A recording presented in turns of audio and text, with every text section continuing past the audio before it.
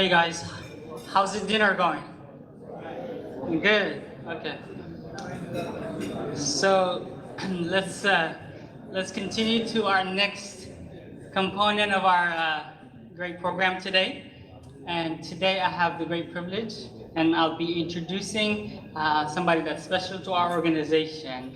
As you guys might know, we have 6 board members, and one of the important things about when you come up with an organization like EHPN is you always want to set it on a good foundation. You want to set it on a foundation of integrity. You want to set it on a foundation of hard work, on a foundation of compassion. And in many ways, the speaker that I'm going to kind of introduce to you guys really embodies that. Her name is Dr. Elsa Tekle.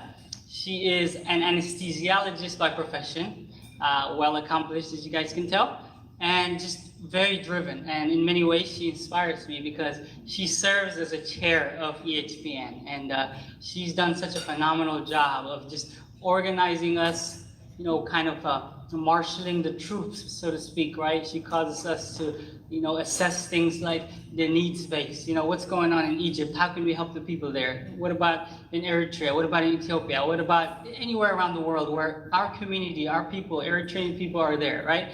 Keeping in mind all these needs that exist, creating the committees that we have, right? In order to make sure, how can we provide opportunities like scholarships, right?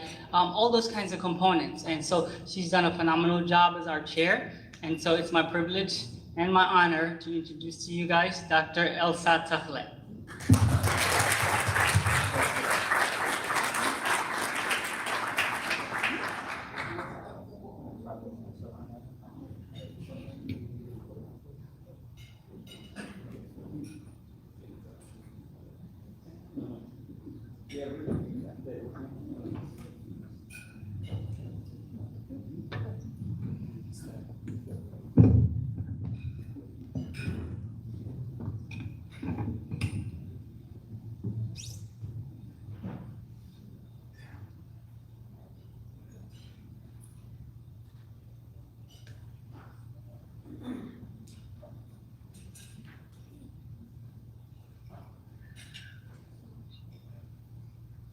Good evening.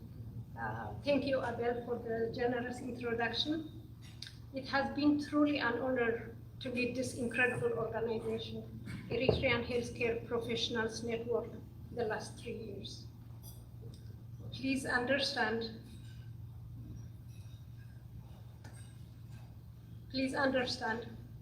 I am here not because I am an eloquent speaker or my speech is exceptionally good. It's simply because a pain of one Eritrean is a pain to all of us. We are gathered today to celebrate EHPN's first conference, to reflect on our accomplishment and challenge, but also to discuss a plan on how to address the challenge that is limiting us from supporting our marginalized and impacted Eritrean communities effectively.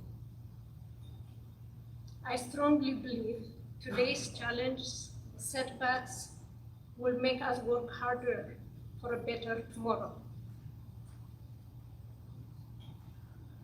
We at EHPN have been focused to deliver tangible and quantifiable services. In early 2020, we raised money for COVID-19 pandemic to support Eritreans at home and refugees. The Eritrean Ministry of Health did not respond to our attempt to contact, but we were successful to provide funds for PPE and food to Eritrean refugees in Sudan via ITAR Relief and to Ethiopia via Eritrean Relief Development Association. It's all known, young and old Eritreans scattered in all corners of the world as refugees, disadvantaged, with limited to no healthcare access or unable to utilize adequately the healthcare that is provided in their host countries. We also know some Eritreans suffer from mental illness due to their past trauma and unimaginable mistreatment by human traffickers. Their trauma is not addressed or it's neglected by many of the host countries. It's bad enough to go through PTSD, depression, suicide, and even worse, to completely lose sanity and harm another human being. My friends, we cannot afford to be bystanders or silent watchers when all this is happening in front of our eyes. Watching silently for many of us, it's not an option. We are all they have. To minimize worst health outcomes, EHPN continues to provide health education presented by healthcare specialists, so Eritreans are empowered to take charge of their own health. Many of you have contributed to this cause, and we are grateful for sharing your expertise. We understand that there are many practical strategies on how to build community wellness. So EHPN is engaged in providing health education, mentoring young Eritreans, making scholarship available, holding health fairs, training health and social workers.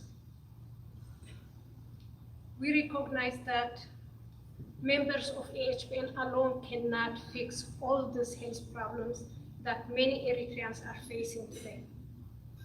I strongly believe, though, if we put our efforts together for the common cause, we can make a significant difference in health and well-being of all Eritreans. I have a question for you who is still silent. Are you satisfied the way disadvantaged Eritreans are served today? If you are not, be part of the solution. A pain of one Eritrean is a pain to all of us. Perhaps if you could do one best thing, in this case, to help fellow Eritreans' well-being, what would that be? We have the knowledge, we have the resources, we have the skills, we have the manpower in making a significant difference. I know you all are overcommitted in your profession, caring for your families, and many other activities in serving your communities. But I still challenge you. I challenge you to consider contributing to the objectives of EHPN. Our collaborative work matters. Thank you for listening.